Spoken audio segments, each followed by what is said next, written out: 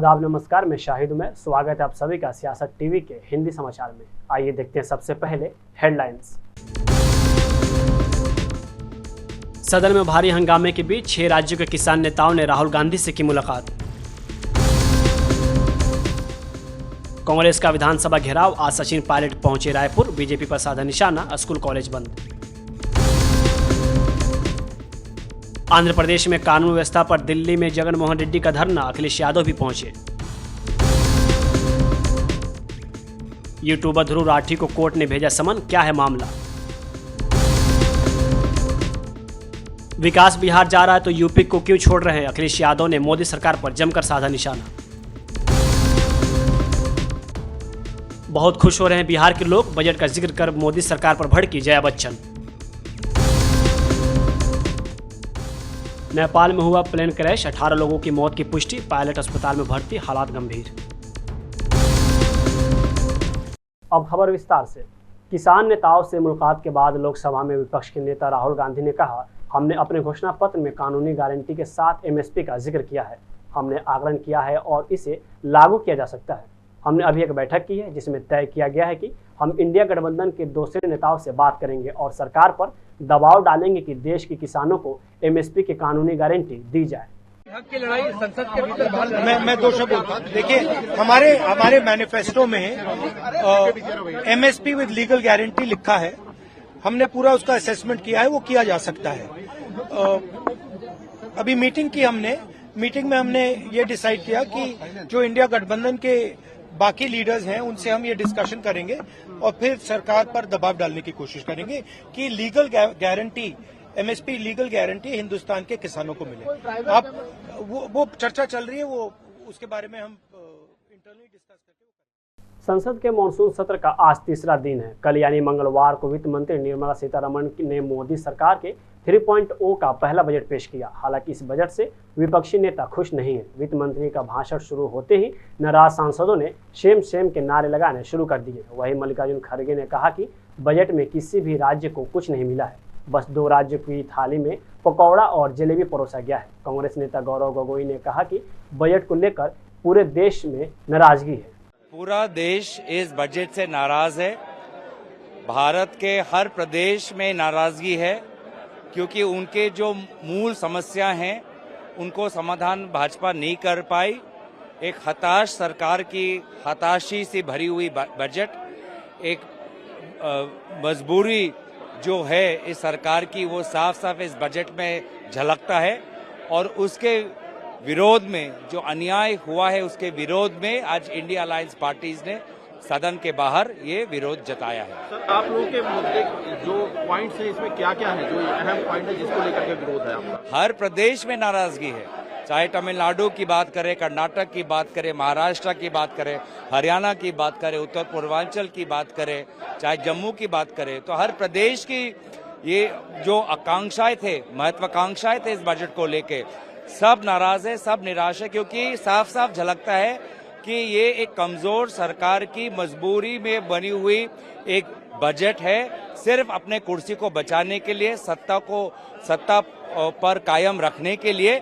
इसीलिए जो अन्याय हुआ है उसके विरोध में प्रोटेस्ट। बीजेपी नेता बृजलाल का कहना है कि ये बजट देश के हर वर्ग के लिए विकास का बजट है, लेकिन विपक्ष का तो काम ही है विरोध करना। जो लोग बहिष्कार कर रहे हैं, अगर वो अपनी बात हमारे सामने रखे तो हम उनकी बात सुनकर कुछ मदद कर पाएंगे। जैसा ममता बनर्जी नीति आयोग की बैठक में शामिल इसलिए हो रही हैं क्योंकि वो अपनी बात हमारे सामने रखना चाहती हैं। उनकी ये सोच नकारात्मक है। ये बजट पूरे देश का है, गरीबों का है, युवाओं का है, दलितों का है, आदिवासियों का है और देश को मजबूत बनाने के लिए डिफेंस में बजट में इंक्रीज किया गया है। होम मिनिस्ट्री के बजट में जिससे हमारी पुलिस फोर्स जो हैं, जो नक्सलियों से, आतंकवादियों से लड़ रही हैं, उनके लिए किया गया है। किसानों के लिए मैक्सिमम किया गया है, युवाओं के लिए किया गया है, उनको 1 महीने की सैलरी भारत सरकार देगी। तो इस तरह से ये सबके लिए है और ये जो उनका प्रोटेस्ट है, उनका राजनीतिक स्टंट है और ये मैं कहूँगा केवल एक विरोध के लिए विरोध करना है, नकारात्मक सोच है। ये चूंकि नॉन बीजेपी रूल्ड स्टेट है, ये हमेशा विरोध करते रहे, विरोध करेंगे ही। वो ये उनकी इच्छा है कि आए ना आए। हालांकि मैंने अभी न्यूज में देखा कि ममता बनर्जी जी शामिल होंगी। उन्होंने कहा है कि शामिल होने से वो अपने राज्य की बातें वहां प्रस्तुत कर सकती हैं। तो इन राज्यों को भी जो बहिष्कार के बजाय अगर ये आते, अपनी बात रखते तो ज्यादा। नीट यूजी 2024 परीक्षा को लेकर सुप्रीम कोर्ट के फैसले पर भाजपा सांसद रविशंकर प्रसाद ने कहा कि सुप्रीम कोर्ट ने कल कहा कि अब दोबारा परीक्षा कराने की कोई आवश्यकता नहीं है, क्योंकि इसके कारण बहुत समस्या उत्पन्न होगी। बच्चों का सेशन गड़बड़ होगा। जिन्होंने ईमानदारी से परीक्षा दी है उनका भविष्य अंधकार में जाएगा। देश के सामने कुछ तथ्यों को रखना जरूरी है। लगभग 23.5 लाख बच्चों ने नीट की परीक्षा में आवेदन दिया था और बैठे थे। 23.5 lakh students took part in the NEET examination of 2024. ये एग्जामिनेशन 571 सिटीज में 4,750 सेंटर्स पे हुआ था। This examination was conducted in about 571 cities at 4,750 centers. खुद सरकार की ओर से सीबीआई इंक्वायरी दे दी गई थी। सीबीआई की ओर से आरंभिक अपने इन्वेस्टिगेशन में बताया गया कि हजारीबाग और पटना और एक आध जगह और मिलाकर करके 155 कैंडिडेट के बारे में शिकायत आई है और 155 उम्मीदवारों का कैंडिडेचर कैंसिल कर दिया गया है। और जो इन सभी 155 कैंडिडेट्स के मार्क्स की तुलना की गई तो सिर्फ एक को 570 मार्क्स आया था, जो रिस्पेक्टेबल मार्क है। सुप्रीम कोर्ट ने 22, 23 और 24 के एग्जामिनेशन के सारे रिजल्ट्स को एग्जामिन भी किया और ये पाया कि कोई इसमें एनोमली एक्स्ट्राऑर्डिनरी नहीं पाई गई। जो पहले के रिजल्ट होते थे उसी के अनुसार ये। छत्तीसगढ़ कांग्रेस आज विधानसभा का घेराव कर रही है। राज्य के कानून व्यवस्था, बदौला बाजार हिंसा और बिजली की समस्या और दर बढ़ाने समेत अनेक मुद्दों को लेकर कांग्रेस विधानसभा का घेराव कर रही है। इससे लेकर पंडरी से विधानसभा के रोड पर स्थित सभी स्कूल और कॉलेज बंद कर दिए गए हैं। इसमें कांग्रेस प्रदेश प्रभारी सचिन पायलट भी शामिल हुए हैं। प्रदेश कांग्रेस कमेटी ने आज विधानसभा का घेराव का ऐलान किया है। समूचे प्रदेश से कांग्रेस के कार्यकर्ता और आमजन आज विधानसभा का घेराव करेंगे और मुख्य रूप से प्रदेश की सरकार ने चुनाव के समय जो वादे किए थे उनको पूरा न करना एक बात है, लेकिन जिस प्रकार से शासन चल रहा है, जिस प्रकार से रोज घटनाएं घट रही हैं, अपराध आसमान छू रहा है, इस प्रकार की घटनाएं जो पहले कभी इस प्रदेश में नहीं होती थी वो हो रही हैं। लॉ एंड ऑर्डर बिल्कुल चरमरा रहा है और सरकार का मुझे लगता है कि ध्यान शासन करने में नहीं है, उनका सिर्फ विरोधियों को टारगेट करने का है, कांग्रेस के लोगों को परेशान करने का है। और अभी केंद्र का बजट कल आया, केंद्र के बजट में जैसा राहुल जी ने कहा ये तो सरकार बचाओ बजट है और हमारा कोई विरोध नहीं है बिहार के लोगों से या आंध्र के लोगों से, लेकिन जिस प्रकार से बजट का आवंटन किया गया है छत्तीसगढ़ में, यहाँ 11 सीटें हैं लोकसभा की, यहाँ भाजपा को बहुमत मिला, लेकिन छत्तीसगढ़ राज्य को इस बजट में क्या मिला ढूंढने नहीं मिलता है। केंद्रीय बजट 2024-25 में आंध्र प्रदेश को भारी भरकम 15,000 करोड़ का पैकेज देने की हर तरफ चर्चा है, लेकिन दूसरी तरफ प्रदेश की कानून व्यवस्था को लेकर आंध्र प्रदेश के पूर्व मुख्यमंत्री वाईएस जगनमोहन रेड्डी टीडीपी सरकार पर हमलावर हैं। जगनमोहन रेड्डी आज दिल्ली में टीडीपी की सत्ता के खिलाफ धरना प्रदर्शन कर रहे हैं। इस प्रदर्शन में सपा अध्यक्ष अखिलेश यादव भी शामिल हुए। जगनमोहन रेड्डी ने कहा कि आज वे सत्ता में हैं, कल हम सत्ता में थे, कल हम फिर सत्ता में आ सकते हैं, लेकिन आज प्रदेश में जो हो रहा है वह लोकतंत्र के लिए ठीक नहीं है। वहीं अखिलेश यादव ने कहा कि मैं जगन का धन्यवाद करना चाहता हूं, उन्होंने अपने धरने में मुझे बुलाया। अगर मैं नहीं आता तो जिस तरह की तस्वीरें वीडियो यहां दिखाई गई मैं उसकी सच्चाई नहीं जान पाता। अखिलेश यादव ने कहा कि सत्ता में आने के बाद विरोधियों पर हमला नहीं करना चाहिए, विपक्ष को सुना जाना चाहिए, यही लोकतंत्र है। अखिलेश यादव ने कहा कि बुलडोजर का जो कल्चर डेमोक्रेसी में आया है हम इसे स्वीकार नहीं करते। डराने वाले लोग देर तक सत्ता में नहीं रहते। पूर्व मुख्यमंत्री जगनमोहन रेड्डी ने कहा कि राज्य में नई सरकार के सत्ता में आने के 50 दिनों के भीतर हालात खराब हो चुके हैं। यहाँ हिंसा से 30 से ज़्यादा लोगों की हत्या कर दी गई। विरोधियों पर हमले लगातार जारी हैं। संपत्तियों को नष्ट किया जा रहा है, लेकिन सरकार इसके खिलाफ कोई कार्रवाई नहीं कर पा रही है। उन्होंने सवाल उठाया कि ऐसा लगता है कि आंध्र प्रदेश में लोकतंत्र नहीं बचा है। पूर्व मुख्यमंत्री जगनमोहन रेड्डी ने पूरे मामले में प्रधानमंत्री नरेंद्र मोदी और राष्ट्रपति से मिलने के लिए समय मांगा। इसके बाद उन्होंने प्रधानमंत्री नरेंद्र मोदी को राज्य की हालत को लेकर चिट्ठी भी लिखी। पूर्व मुख्यमंत्री ने प्रधानमंत्री मोदी को लिखे पत्र में टीडीपी और उसके सहयोगियों की शिकायत की। उन्होंने लिखा कि राज्य में हिंसा की 1000 से ज्यादा मामले आ चुके हैं। इसी के साथ उन्होंने केंद्रीय एजेंसियों से हिंसा की जांच कराने का आग्रह किया। महाराष्ट्र के गढ़चिरौली जिले में पिछले कई दिनों से बारिश हो रही है। बारिश की वजह से नदी और नाले उफान पर है। बाढ़ के चलते करीब 15 गांव पानी में डूब गए हैं। आवागमन में भी खासी दिक्कतों का सामना करना पड़ रहा है। गढ़चिरौली में भारी बारिश की वजह से हालात खराब होते नजर आ रहे हैं। बाढ़ का पानी कई गाँवों में अंदर घुस गया है। इससे ग्रामीणों को खाने पीने के लिए परेशानी उठानी पड़ रही है। वहीं प्रशासन की ओर से बाढ़ से निपटने के लिए खास इंतजाम किए गए हैं। बाढ़ के हालातों के चलते एहतियात के तौर पर बाढ़ प्रभावित क्षेत्रों मार्गों को बंद कर दिया गया है, जिससे लोगों को आने जाने में परेशानी हो रही है। गुजरात के कच्छ में भी बाढ़ का कहर जारी है। भारी बारिश के कारण अवड़ासा स्थित संघाना नदी में बाढ़ आ गई है। इससे बेहद दर्दनाक हादसा हुआ। बाढ़ की चपेट में आने से करीब 15 गायें नदी में बह गईं। गुजरात के कई जिलों में भारी बारिश के कारण हालात बिगड़ गए हैं।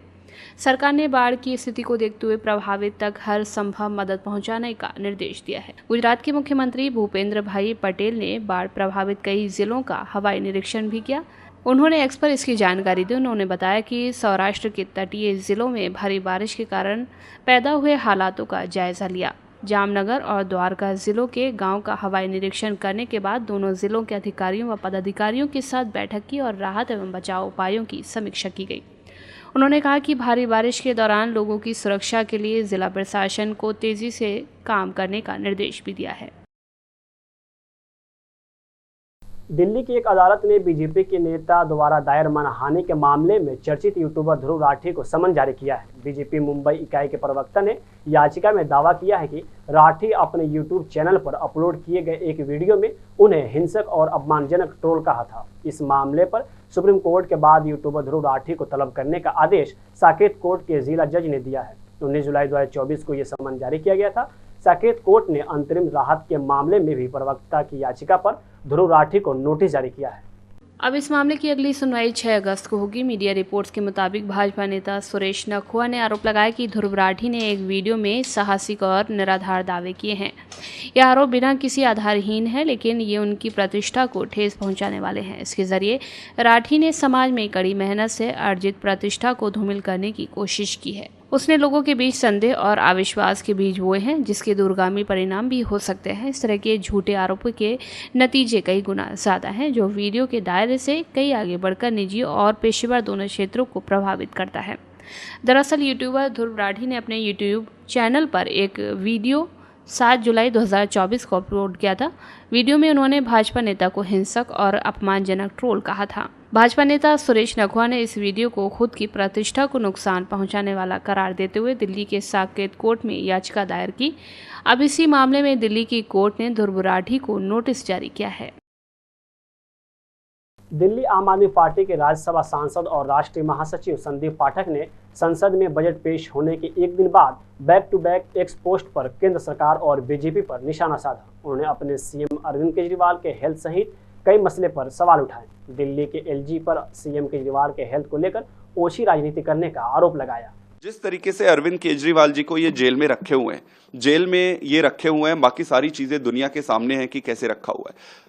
लगातार उनका जो ब्लड शुगर है वो डिप हो जा रहा है, 50 से नीचे आते जा रहा है। कहने का मतलब जो भी इस चीज से अवेयर है, जो जानकारी रखते हैं, वो आपको बताएंगे कि इस तरीके से शुगर लेवल अचानक रात के समय डिप होना व्यक्ति के जान के लिए खतरा है। तो और इस पर जो एलजी साहब है वो चिट्ठी लिखते हैं कि आप ये नहीं खा रहे, मतलब मजाक बना के रखा है। इतनी ओछी राजनीति। कल सारे जो नेता थे सबने अपनी व्यक्त किया, कंसर्न रेज किया इस पर कि ऐसा नहीं होनी चाहिए, आप राजनीति करो, किसी को मारने का षड्यंत्र ना करो आप। तो उस पर भी सब लोगों की सहमति बनी। उस पर भी आम आदमी पार्टी के राज्यसभा सांसद संजय सिंह ने बजट पर अपनी प्रतिक्रिया दी है। उन्होंने कहा कि जनता ने तीसरी बार नरेंद्र मोदी की सरकार बनवाई, लेकिन जनता के हिस्से इस बजट में कुछ नहीं आया।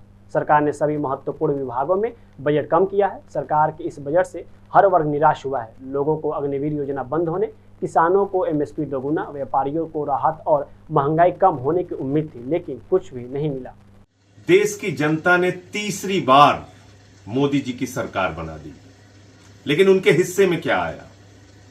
ये बजट अगर आप देखेंगे तो देश के करोड़ों लोगों को निराश करने वाला बजट है। उम्मीद थी कि अग्निवीर योजना बंद होगी, सेना की पुरानी भर्ती बहाल होगी। उम्मीद थी कि किसानों के एमएसपी दोगुना होगी। उम्मीद थी कि व्यापारियों को राहत मिलेगी, माताओं बहनों को, देश के लोगों को महंगाई से राहत मिलेगी। हर वर्ग निराश हुआ है। और इतना ही नहीं, जो बजट का हिस्सा था वो हर महत्वपूर्ण विभागों में कम किया गया है। सबसे पहले बात करते हैं सेना की। भारत की सेना हम सब के लिए गर्व और गौरव का विषय है। पिछले साल कुल बजट का 9.6% सेना का बजट निर्धारित हुआ था। इस बार कुल बजट का 9.4% सेना का बजट निर्धारित हुआ है। बात करते हैं एग्रीकल्चर की, कृषि क्षेत्र की। कुल बजट का 3.20% बजट कृषि क्षेत्र के लिए निर्धारित हुआ था। मोदी सरकार के तीसरे कार्यकाल का पहला बजट 2024-25 मंगलवार को वित्त मंत्री निर्मला सीतारमण ने पेश किया। इस बार के बजट में बिहार और आंध्र प्रदेश के लिए जमकर घोषणाएं हुई हैं, जिससे विपक्षी इसे सरकार बचाव बता रहा है।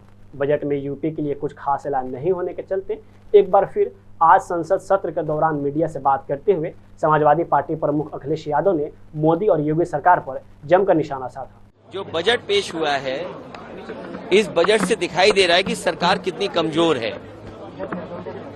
हम सब लोग तो किसान के लिए उसका समर्थन मूल्य मांग रहे थे। हम लोग किसान के लिए पैकेज मांगते हैं, गरीब के लिए पैकेज मांगते हैं, लेकिन ये सरकार देखिए आप किसको पैकेज दे रही है? जो सरकार चलवा रहे हैं।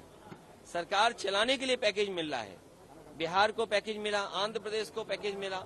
हम ये नहीं कहते कि पैकेज नहीं मिलना चाहिए।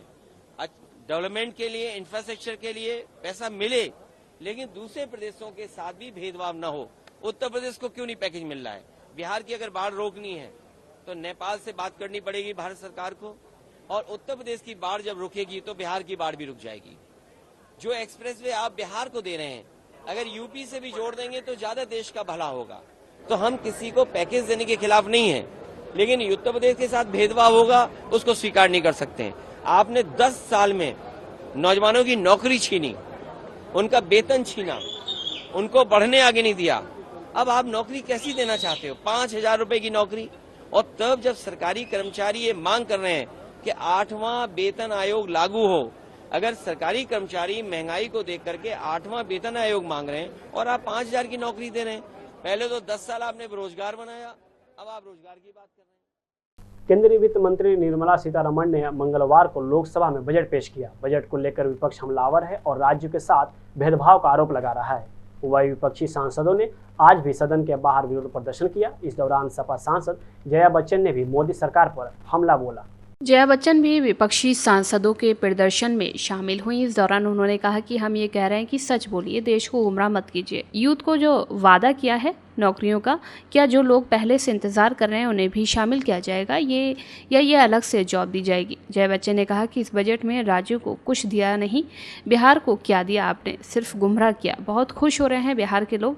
इंडिया गठबंधन में शामिल दलों के सांसदों ने बजट में विपक्षी दलों द्वारा शासित राज्यों के साथ भेदभाव और अन्याय का आरोप लगाया और इसके खिलाफ संसद भवन परिसर में प्रदर्शन किया।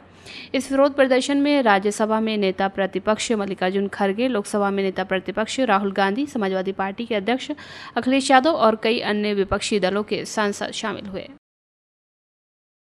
बिहार विधानसभा में आज जैसे ही सदन की कार्यवाही शुरू हुई, विपक्ष के नेता वेल में आए और बैनर पोस्टर लेकर प्रदर्शन करने लगे।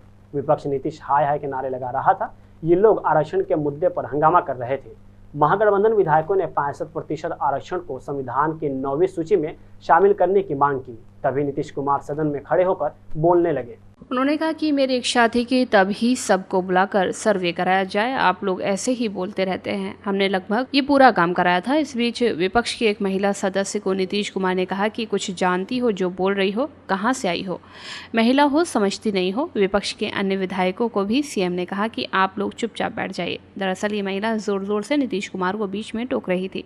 तभी सीएम को गुस्सा आ गया। इसके बाद महागठबंधन के भारी हंगामे के कारण विधानसभा की कार्रवाई दोपहर 2 बजे तक के लिए स्थगित कर दी गई। वहीं जेडीयू मंत्री विजय चौधरी ने कहा कि बिहार सरकार जातीय गणना खुद से कराई, आरक्षण का दायरा बढ़ा, 50% से 65% किया गया। उसी समय हम लोगों ने केंद्र सरकार से कहा था कि इसको संविधान की 9वीं अनुसूची में डाल दिया जाए, लेकिन पटना हाईकोर्ट ने 65% आरक्षण पर रोक लगा दी है।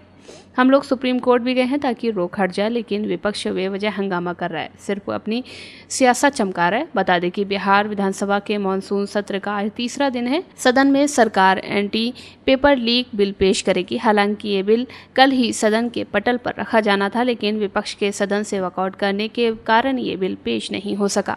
अब उम्मीद है कि आज ये बिल जरूर पेश होगा। इसे राज्य सरकार की तरफ से बिहार लोक परीक्षा विधेयक 2024 नाम दिया गया है। बिहार विधानसभा में आज मानसून सत्र का तीसरा दिन है। आज भी विधानसभा के बाहर विपक्षी दलों के नेता हाथ में बैनर और तख्ती लिए सरकार के विरोध में नारेबाजी की। वहीं आरजेडी ने दस्तावेज दिखाकर सरकार पर घोटाले का आरोप लगाया। वहीं बिहार की पूर्व सीएम राबड़ी देवी ने केंद्र सरकार पर हमला बोलते हुए कहा कि कल पेश किया गया बजट सिर्फ कुर्सी बचाने के लिए है। पीएम मोदी ने आंध्र प्रदेश और बिहार की सत्ता में बने रहने के लिए यह सब घोषणा की है। देखिए, जो बजट आया है बिहार के लिए और पूरे देश के लिए, ये कुर्सी बचाने के लिए आंध्र प्रदेश में और बिहार के दिया है। कुर्सी बचाने के लिए माननीय नरेंद्र मोदी जी अपना कुर्सी बचाने के लिए 2 राज्य के दिए हैं और सब राज्य छोड़ दिए, पूरा देश छोड़ दिए। तो ये तो पॉकेट मिला है, पॉकेट से क्या होगा? जब नीतीश कुमार जी विशेष राज्य के दर्जा मांगे थे, तो ये पॉकेट देने से क्या होगा? बिहार गरीब राज्य है और गरीबों यहाँ ज्यादा है, गरीबी ज्यादा है। यहाँ कौन चीज है? न कल है, न कारखाना है, न फैक्ट्री है। यहाँ बालू और पानी है, और क्या है? यहाँ कल कारखाना लगाना चाहिए। यहाँ बिहार में लोगों को रोजगार मिलना चाहिए, किसानों को मिलना चाहिए, मजदूरी मिलना चाहिए। पुल गिर रहा, पुल बन रहा, पुल गिर रहा, 20 को पुल गिर गया। कैसा ही काम हो रहा है? कौन ठेकेदार बना रहा है? कब टेंडर हुआ? जर लोग नहीं पकड़ा है, पुलिस पकड़ रहा है। कब ये टेंडर हुआ? किसके समय टेंडर हुआ? कौन बनवाया? ये सब आप लोग के पूछना चाहिए। तो आप लोग तो पूछते नहीं है, खाली सीधे लालू यादव तेजस्वी के नाम लेते हैं आप लोग। चलिए ठीक है, हो गया। नीतीश जी कह रहे हैं कि बहुत अच्छा हुआ है। हाँ, तो उनके लिए अच्छा है, कुर्सी बचाने के लिए अच्छा है। बिहार के पूरा देश के लोग के, पूरा बिहार के लोग के ठगने का काम किए हैं। लोग समझ रहा है। मिला है, बोल रहे हैं। पहले की योजना पहले का पुराना पैकेट मिला है, पहले का पुराना पैकेट बकाया पैसा है जो पैसा नहीं देते हैं। इंदिरा आवास बनाने के लिए कटौती कर दिए, वृद्धा पेंशन मिलने के लिए कटौती, सब में कटौती किया। दाम क्यों नहीं घटा रहे हैं जी? महंगाई इतना है, उसको कम करना चाहिए ना। इस पर कुछ नहीं बोले हैं और दाम बढ़ जाता है, और दाम बढ़ रहा है ना। ये सब रोकना चाहिए, ये सब मिलना चाहिए, महंगाई को हटाना चाहिए। लालू जी की तबीयत अचानक लालू जी की तबीयत भी खराब हो गई, जांच कराने गए। नेपाल की राजधानी काठमांडू में टेक ऑफ के दौरान एक विमान दुर्घटनाग्रस्त हो गया। इस विमान में 19 लोग सवार थे। इस हादसे में 18 लोगों की मौत की पुष्टि हुई है। वही विमान का पायलट गंभीर रूप से घायल है, उसका इलाज चल रहा है। काठमांडू पोस्ट के मुताबिक शौर्य एयरलाइंस का एक विमान आज काठमांडू के त्रिभुवन अंतर्राष्ट्रीय हवाई अड्डे पर उड़ान भरने के दौरान दुर्घटनाग्रस्त हो गया। एक प्रवक्ता ने कहा कि पोखरा जा रहे विमान में विमान चालक दल समेत 19 लोग सवार थे। विमान सुबह करीब 11 बजे दुर्घटनाग्रस्त हो गया। पुलिस और फायर ब्रिगेड के कर्मचारी दुर्घटना स्थल पर बचाव अभियान चला रहे हैं। हादसे के बाद पूरे एरिया में धुआं छाया हुआ है। जैसे ही विमान हादसा हुआ तो उसमें बैठे यात्रियों में चीख पुकार मच गई। काठमांडू पोस्ट के मुताबिक राजधानी के त्रिभुवन शौर्य एयरलाइंस के विमान में यह हादसा हुआ। हवाई अड्डे के सूत्रों के हवाले से काठमांडू पोस्ट ने लिखा कि उड़ान भरने के दौरान ही विमान रनवे से फिसल गया था, जिसकी वजह से यह हादसा हुआ। ये विमान काठमांडू से पोखरा जा रहा था और इसमें कुल 19 लोग सवार थे। वहीं दुर्घटना के बाद विमान में आग लग गई और धुएं का भारी गुबार आसमान में छा गया। दुर्घटना के कारण विमान में लगी आग को बुझाने के लिए फायर ब्रिगेड और सुरक्षा कर्मियों की टीम लगाई गई है। हिंदी समाचार यहीं होता है समाप्त। मुझे दी इजाजत। बाकी खबरों के लिए बने रहें सियासत टीवी के साथ।